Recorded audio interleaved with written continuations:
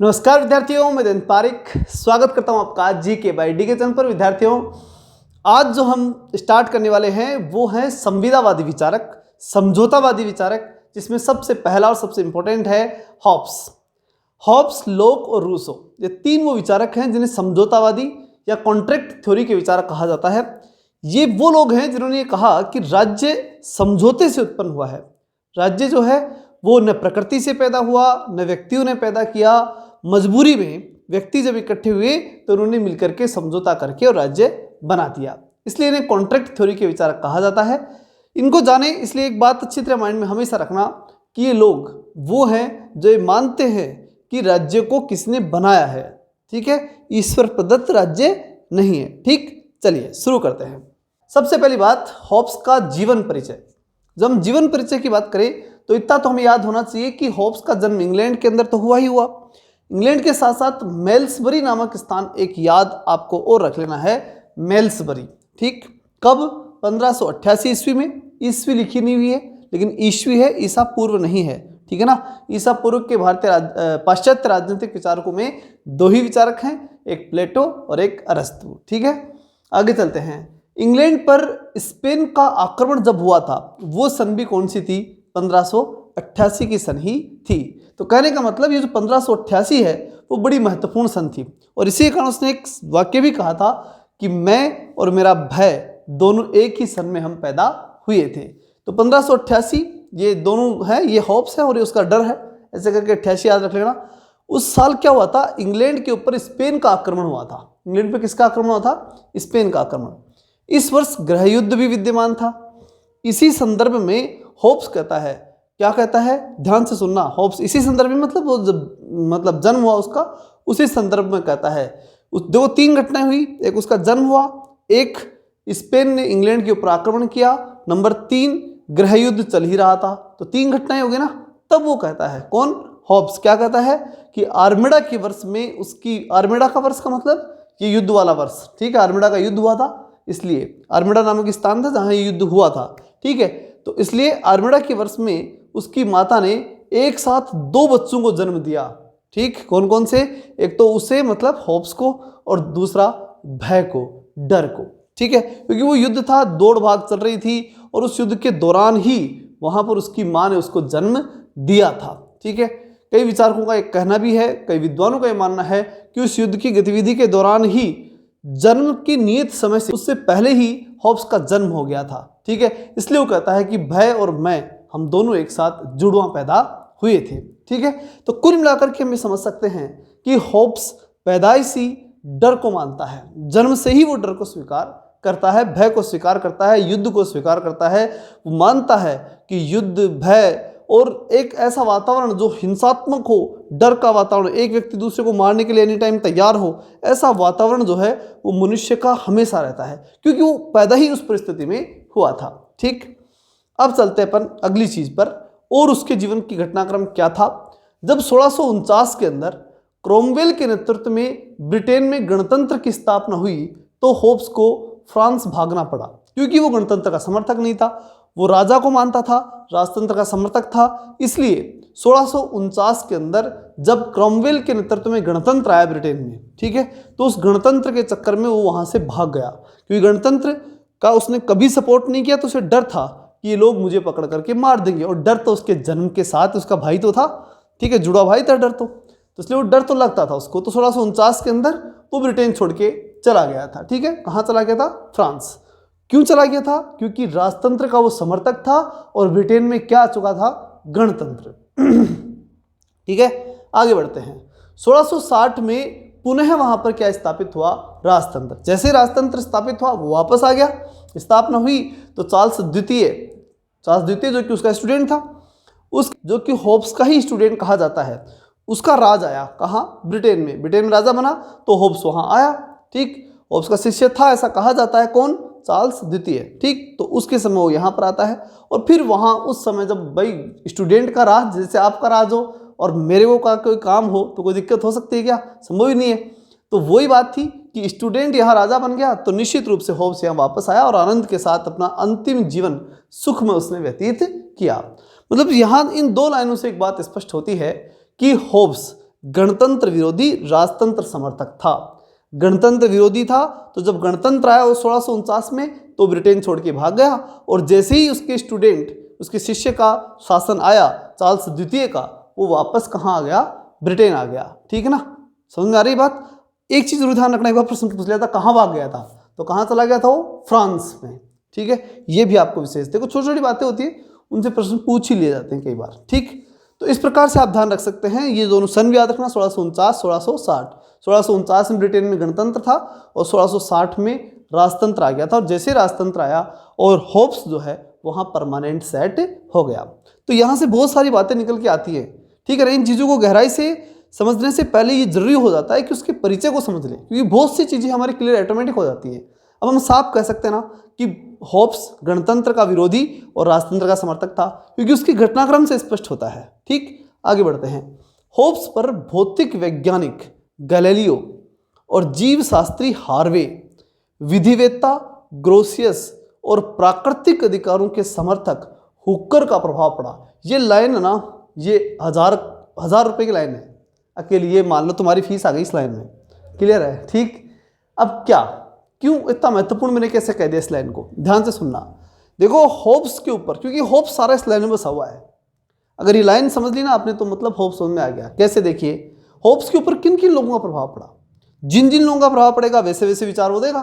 तो सबसे पहले प्रभाव पड़ता उसका भौतिक वैज्ञानिक गैलीलियो का उसके ऊपर प्रभाव पड़ता है। गैलीलियो के विचारों से वो प्रभावित होता है, सबसे पहली चीज। ठीक है ना। दूसरी बात, यानी वो भौतिक वैज्ञानिक, वो खुद होप्स जो है भौतिकवादी हो जाता है। किसको पढ़ करके, किससे प्रभावित होकर के? गैलीलियो से प्रभावित होकर के। दूसरी बात, जीव शास्त्री हार्वे, मतलब हार्वे जो जीव शास्त्री था उसके विचारों से प्रभावित हुआ, तो इसका मतलब वो जीव शास्त्र को भी स्वीकार करता है। तीसरी बात, तीसरा विधिवेत्ता ग्रोसियस, अब ग्रोसियस जो कि विधिवेत्ता था उससे प्रभावित था। इसका मतलब ये भी है कि होप्स कानून को भी स्वीकार तो करता है। कितना स्वीकार करेगा वो आगे पढ़ेंगे, लेकिन विधि यानी कानून को वो थोड़ा बहुत स्वीकार तो करता है। किससे प्रभावित होकर के? ग्रोसियस से। ये नाम याद रखना, ग्रोसियस, हार्वे, गैलीलियो। ठीक, ये सुमेलित भी करवाए जा सकते हैं आपसे। आगे फिर आता है प्राकृतिक अधिकारों के समर्थक हुकर। प्राकृतिक अधिकारों के समर्थक कौन? हुकर। तो इन लोगों से वो क्या था? प्रभावित था। इनको याद कर लेते हैं एक बार। देखो गैलीलियो का तो कोई दिक्कत नहीं, गैलीलियो का नाम आपने खूब सुना होगा, भौतिक वैज्ञानिक था ही था, तो वो कोई दिक्कत नहीं। अगला है जीव शास्त्री हार्वे। अब जीव जो है वो हार जाता है तो क्या उठाता है? शास्त्र। तो जीव शास्त्री हार्वे, ऐसे याद रखने के लिए। ठीक, अगली बात, विधिवेत्ता ग्रोसियस, कानून पढ़कर के व्यक्ति ग्रो करता है, बढ़ता है, तो विधिवेत्ता ग्रोसियस। प्राकृतिक अधिकारों के समर्थक हुकर। ठीक है ना। हक है हमारा किसमें? प्रकृति में। प्रकृति पर हमारा हक है, और जो है हमारा प्रकृति पर, और प्रकृति का हमारे ऊपर अधिकार तो है ही, तो वो हक है यानी हुकर। याद हो जाएगा, कोई दिक्कत नहीं। इंग्लैंड की गृहयुद्ध की परिस्थितियों का भी उसके ऊपर व्यापक प्रभाव पड़ा। और निश्चित पढ़ना था, ये बात तो तीन चीजें उसमें थी ना। एक बात उसका गृहयुद्ध चल रहा था, दूसरा स्पेन ने आक्रमण किया था। ठीक, तीसरी जो महत्वपूर्ण बात थी वो ये कि उसका जो समय, उसका जन्म हुआ था वो उन्हीं युद्ध की परिस्थितियों में हुआ था। तो युद्ध, बाह्य गृह युद्ध, और उसके बाद उस दौरान उसका जन्म, तो उनका तो प्रभाव पड़ना ही पड़ना था उसके ऊपर, और बाकी इन लोगों का प्रभाव भी उसके ऊपर पड़ा। तो मुख्य रूप से आपको ध्यान रखनी है ये लाइन, और उसके बाद ये ध्यान रखना है ही कि गृह युद्ध उस समय था ही और बाह्य आक्रमण हो ही रहा था। इन सब के कारण से, ठीक है, उसके जीवन के ऊपर और उसकी जो विचार है उनके प्रभाव पड़ा। ठीक है, और हम ये कह सकते हैं कि आर्मेडा का युद्ध, ठीक है, वो खुद कहता है आर्मेडा के युद्ध के कारण, आर्मेडा के वर्ष के कारण, ठीक है, के अंदर हुआ था, मतलब उस आर्मेडा के युद्ध का उसके पूरा प्रभाव पड़ा। अब चलते हैं, नेक्स्ट बात आती है कि होब्स। अब जब हम ये मानते हैं कि गैलीलियो से प्रभावित हुआ, तो सबसे बड़ी बात आती है कि वो क्या था? वैज्ञानिक भौतिकवादी था। ठीक, तो यहीं से हम शुरुआत करेंगे। होब्स गैलीलियो से प्रभावित होकर के कहता है कि सृष्टि का मूल तत्व कण है। जो सृष्टि है ना, इस पूरी सृष्टि का मूल तत्व जो है ना, वो है कण। कोई ना कोई कण जरूर है। ठीक, उस कण से ही फिर सृष्टि का प्रयोग क्या हुआ? निर्माण हुआ। अब ये कौन कहता है? गैलीलियो भी कहता है बात तो, ठीक है, यही एटम और, ठीक है, मोलिक्यूल, ये कहानी, ये लोग ये तो कहते हैं। तो इस प्रकार से इसकी बात को मान लेता है होब्स, क्या कि सृष्टि का मूल तत्व क्या है?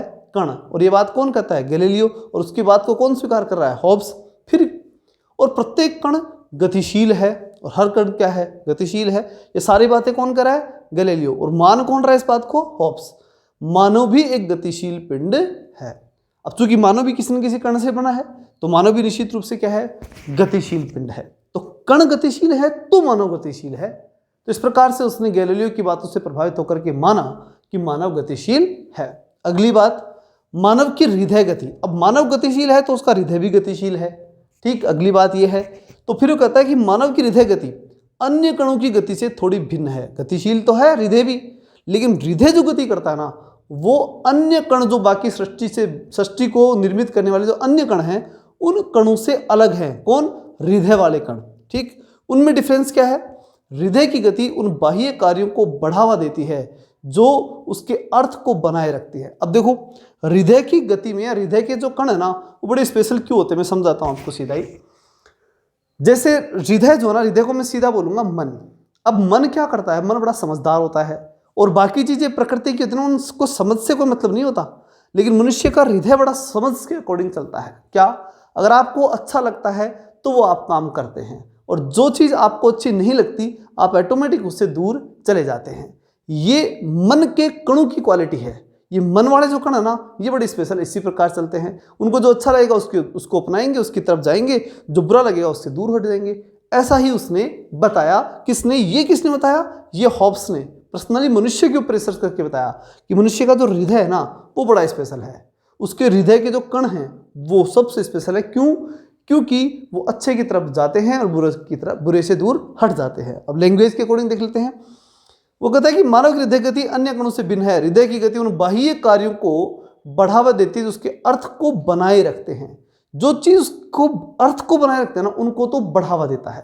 ठीक, और उन कार्यों का विरोध करता है जो उसको रोकने का कार्य करते हैं। मतलब आपको अगर कहीं घूमने जाना है और अगर आपको कोई ये कहे कि नहीं जा सकते तो आप उसका विरोध करोगे, आपका हृदय उस बात का विरोध करेगा। ठीक है ना। तो जो आपका हृदय करना चाहता है अगर उसे कोई नहीं करने दे तो उसका वो हृदय क्या करता है, विरोध करता है। ठीक है ना। ये स्पेशल इसके अंदर उसने बताया कि हृदय की गति के अंदर थोड़ा सा डिफरेंस है और ये स्पेशल जो है वो गुण पाया जाता है हृदय के कण में। हृदय की जो गति है, हृदय के कण और उनकी गति वो थोड़ी डिफरेंट इसलिए आती है कि वो अपने अकॉर्डिंग जिसे वो अच्छा लगता है, ठीक है, जिन चीज़ों को पसंद करते हैं उनकी तरफ तेज गति से दौड़ती है और जो चीज़ें उसे पसंद नहीं उनसे बिल्कुल दूर हटने का प्रयास करती है। ठीक है, तो हृदय की गति समझ में आ गई। अच्छे की तरफ भागेंगे और बुरे से दूर हट जाएंगे। अगली चीज, बुरे का मतलब वो हृदय के अकॉर्डिंग बुरा अच्छा। ठीक है ना। अगर मान लो एक शराबी के लिए शराब की बात होती है तो उसके लिए शराब अच्छी है तो वो तो दौड़ेगा उधर ही। उसका हृदय कहेगा कि एक बोतल तो होनी चाहिए या एक पैक तो और हो जाए। ये क्या हुआ, ये एक शराबी का हृदय कह रहा है और उसका हृदय का जो कण कह रहा है ना उसकी तरफ ऑटोमेटिक जाएगा। तो हृदय की बात तो कर रहा है कि वो हृदय डिसाइड करेगा, हमारे को नहीं मालूम सही गलत क्या है। हृदय अपने अपने जो है विचारों के अकॉर्डिंग अपने हृदय अपनी इच्छा के अकॉर्डिंग डिसाइड कर लेता है। अगली बात, वैज्ञानिक भौतिकवाद से प्रेरित होकर ही वह कहता है कि आत्मरक्षा व्यक्ति की मूल प्रकृति है। अब अगली बात आती है कि अब एक बात बताओ, सारे चाहे सबके जैसे मान लो 100 इंसान हैं, 100 के हृदय अलग अलग हो सकते हैं। किसी को बार में डांस करना अच्छा लग रहा है तो कोई जो है पढ़ना अच्छा लग रहा है, तो किसी को जो है अपने फ्रेंड्स के साथ घूमना अच्छा लग रहा है, कोई शराब पीना चाहता है तो कोई सिगरेट पीना चाहता है। सबके अलग अलग हो सकते हैं, किसी में बुरे गुण तो कुछ में अच्छे गुण हो सकते हैं। कोई अच्छा लीडर बनना चाहता है तो कोई अच्छा टीचर बनना चाहता है। सब में अलग अलग गुण हो सकते हैं, हाँ या ना। निश्चित रूप से सबका मन अलग अलग चीज़ें चाहता है, निश्चित रूप से चाह सकता है। अब बात आती है कि जो मन अच्छी जैसे चाहता है, जो उसके अकॉर्डिंग हो चाहिए उसको, चाहे वो कुछ भी, मैंने बताया ना, अच्छा हो सकता है चाहे बुरा, वो उसके मन पे डिसाइड करता है। आप डिसाइड मत करो। जैसे मान लो कोई व्यक्ति शराब पी रहा है तो वो उसके मन के अकॉर्डिंग कर रहा है ना, वो तो वो मन कर रहा है, उसमें आप ये नहीं कह सकते कि वो गलत कर रहा है अकॉर्डिंग टू होप्स। ठीक, अकॉर्डिंग टू होप्स तो बात इतनी है कि उसका हृदय जैसा चाह रहा है वैसा कर रहा है तो ठीक, अगर उसको वैसा नहीं करने दिया जा रहा तो वो विरोध करेगा। क्लियर। अब बात आती है जो महत्वपूर्ण है, जो सबसे महत्वपूर्ण है वो ये, क्या, इसको समझना, आत्मरक्षा की मूल प्रवृत्ति। अब इसी बात को आगे देखो, ऐसा कौन सा मनुष्य, चाहे वो शराबी और चाहे वो मैं हूं, ठीक, एक साधारण सही व्यक्ति हो सकता है, या मान लीजिए एक जो व्यक्ति जो किसी प्रकार के गलत कार्यों में नहीं लगा हुआ, वो व्यक्ति हो सकता है, या फिर एक ऐसा व्यक्ति हो सकता है जिसको कोई गलत अच्छा नहीं, सब जचता है वैसे कर रहा है। दोनों प्रकार के व्यक्ति हैं। मेरे को भी आत्मरक्षा अच्छी लगती है और उसको भी आत्मरक्षा अच्छी लगती है। आपको भी आत्मरक्षा अच्छी लगती है, मेरे को भी लगती है, किसी और को भी लगती है, तीसरे चौथे पांचवे, इस दुनिया का कोई भी इंसान हो, आत्मरक्षा एक ऐसा तत्व है जो प्रत्येक हृदय का कण, चाहे कैसा भी हृदय हो, उस हृदय का कण स्वीकार करता है और वो उसकी तरफ अट्रैक्ट होता है। उसको लगता है यहां मेरी आत्मरक्षा है, तो तुरंत उधर भग जाएगा, पूछेगा ही नहीं किसी को। आत्मरक्षा सबसे बड़ा कण है हृदय की स्वीकृति का। यहां कहें कि हृदय के ऊपर सबसे ज्यादा प्रभाव आत्मरक्षा का ही है। सेल्फ प्रिजर्वेंस, ये शब्द उसने स्पष्ट रूप से बड़े शानदार रूप में उसने लिखा। सेल्फ प्रिजर्वेंस, आत्मरक्षा के लिए कुछ भी करेगा, आत्मरक्षा के लिए ही राज्य बनेगा, आत्मरक्षा के लिए समझौता होगा, सारे काम जो होने ना वो आत्मरक्षा के लिए होने हैं। यहां तक कि अगर मैं आपको बताऊं कि वो कहता है कि जब आत्मरक्षा के लिए हम राज्य बनाएंगे और राज्य का जो मालिक होगा, जिसे लेवियाथन वो नाम देता है, उस लेवियाथन को सारे पावर देता है, क्योंकि राजा बना रहा है वो, तो राजा को सारे पावर देता है, अपने सारी शक्तियां उसको देता होगा कि राजा जो चाहे वो करे, किसी को फांसी देनी तो दे, कोई दिक्कत नहीं। लेकिन लास्ट में एक लाइन क्या देता है वो, क्या कि राजा जो ना अगर व्यक्तियों की आत्मरक्षा को संकट में डाल देगा, आत्मरक्षा का मतलब जानते हो, बिना किसी कारण के किसी को मार देना, वो उसकी आत्मरक्षा समाप्त हो गई, उसकी जो उसको मालूम ही नहीं था और उसके ऊपर क्या हो गया, आक्रमण हो गया, उसे मार दिया गया। तो अगर ऐसा कुछ करेगा राजा तो हो सकता है कि जनता विद्रोह कर दे। लास्ट में आत्मरक्षा को उसने बड़ा कंसेप्ट फिर भी मान ही लिया। कहने का मतलब वो कहता है कि हृदय की गति आत्मरक्षा की तरफ सबसे तेज गति से भागती है, हृदय के कण जो हैं वो आत्मरक्षा को हमेशा सबसे ज्यादा चाहते हैं। ठीक है ना, ये बहुत ही आधारभूत बात थी, इसलिए इसमें समय लगा, लेकिन बहुत ही जरूरी भी थी। ठीक है, आगे बढ़ते हैं। आज चूंकि मैंने इसलिए इसको छोटा भी इसीलिए लिया था और मैं स्लाइड भी इसीलिए, यही ये आखिरी स्लाइड ही आ गई अपनी, ठीक है ना, वो इसीलिए लिए थे कि बहुत महत्वपूर्ण है, इसको एक बार और देखना बहुत जरूरी है, क्योंकि अगर इसका बेसिक कंसेप्ट समझ नहीं आया ना तो होप्स ही नहीं, लोग को रूसो भी समझ नहीं आएगा, बड़ी दिक्कत हो जाएगी। इसलिए इस चीज़ को अच्छे समझना, ये आत्मरक्षा, हृदय की गति, कण, इन सब चीज़ों को एक बार वापस से ढंग से देखोगे। ठीक है ना, पूरा शुरू से वापस देखना। ऐसे मान लो कि क्लास डबल हो गई, यही टाइम आज तुम्हारा, ठीक है ना, आप करो। जैसे कई विद्यार्थी कहते हैं कि सर कम समय की क्लास हुई, नहीं, ये पूरी है, ये मान के चलो, इसको डबल करके देखो, वापस देखो इसको शुरू से, ये बहुत जरूरी क्लास है। ठीक है ना, इसको देखना। अब आती है महत्वपूर्ण बात, किताब, वो क्या, देखो, डी सिवे या नागरिक 1642 के अंदर जिसे नागरिक नामक किताब थी, या उसे डी सिवे भी वहाँ की भाषा में जो ब्रिटिश इंग्लिश जो है उसकी उस ट्रांजेक्शन में, या बोल सकते हैं उस रूप में डी सिवे भी उसे कहा गया। तो डी सिवे या नागरिक 1642, दूसरा लेवियाथन 1651। देखो सन क्रम से लिखी है मैंने, हालांकि आपको बहुत सी किताबों में डी सिवे, डी कॉर्पो, डी होमिनो तीनों एक साथ मिल जाएंगी और तीनों एक साथ याद रखने के लिए भी ठीक रहती है, लेकिन इनकी सन, क्योंकि आजकल क्या है कि प्रश्न जो पूछे जा रहे हैं ना वो अकॉर्डिंग टू सन पूछे जा रहे हैं, इसलिए बहुत जरूरी है सन के अकॉर्डिंग आप याद रखें। क्रम तक आज पूछ लेते हैं, नेट में तो ट्रेंड चल गया, और अगर आप नेट की पूछ रहे हैं मेरे से तो यूजीसी नेट तो आजकल ट्रेंड ऐसा लेके आ गई, क्रम, ठीक है ना, इस प्रकार क्रम होना चाहिए, ये वो मान के चलती है। ठीक, तो डी सिवे नागरिक 1642, Leviathan 1651, De Corpore Politico, De Corpore Politico 1655, De Homine 1659, ये याद कराऊंगा मैं, ध्यान से सुन लो पहले। फिर उसके बाद में D Homine 1659, element of law 1640, इनको याद कर लो। देखो ये लास्ट में मैंने थोड़ी अलग लिख दी, यहां से ले लेना, इसको सबसे ऊपर ले लेना पहले, एलिमेंट ऑफ लॉ 1640। ठीक, 40 के बाद डी सिविया नागरिक 1642। तो देखो क्या याद रखोगे, सबसे पहले एलिमेंट स्टार्ट हुआ 40 में, 40 एलिमेंट थे, एलिमेंट तत्व की तो बात करता है ना, कणों की बात करता है।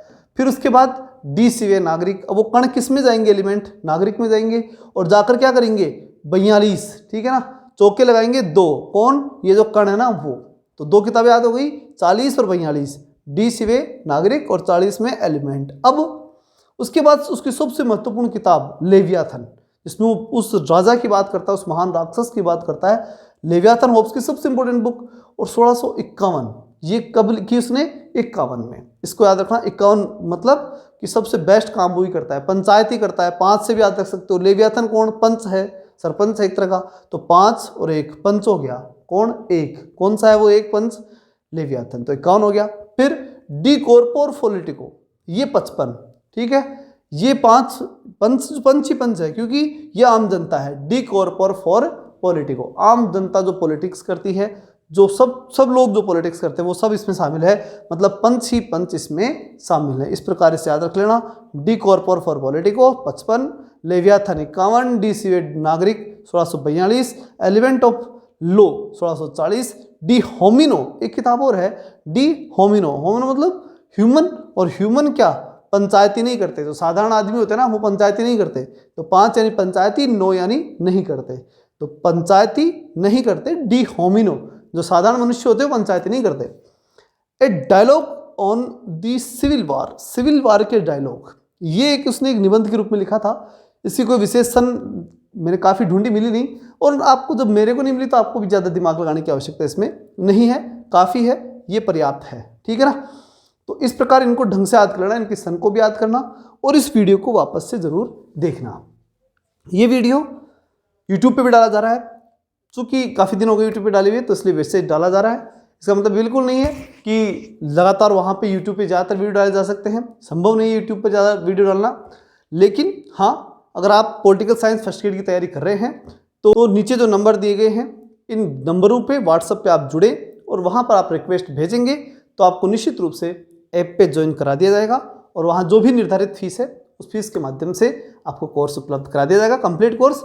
यहाँ जितना संभव हो पाता उतनी क्लासें दे देते हैं, लेकिन सारी क्लासें देना यहाँ संभव नहीं हो पाता। ठीक है ना।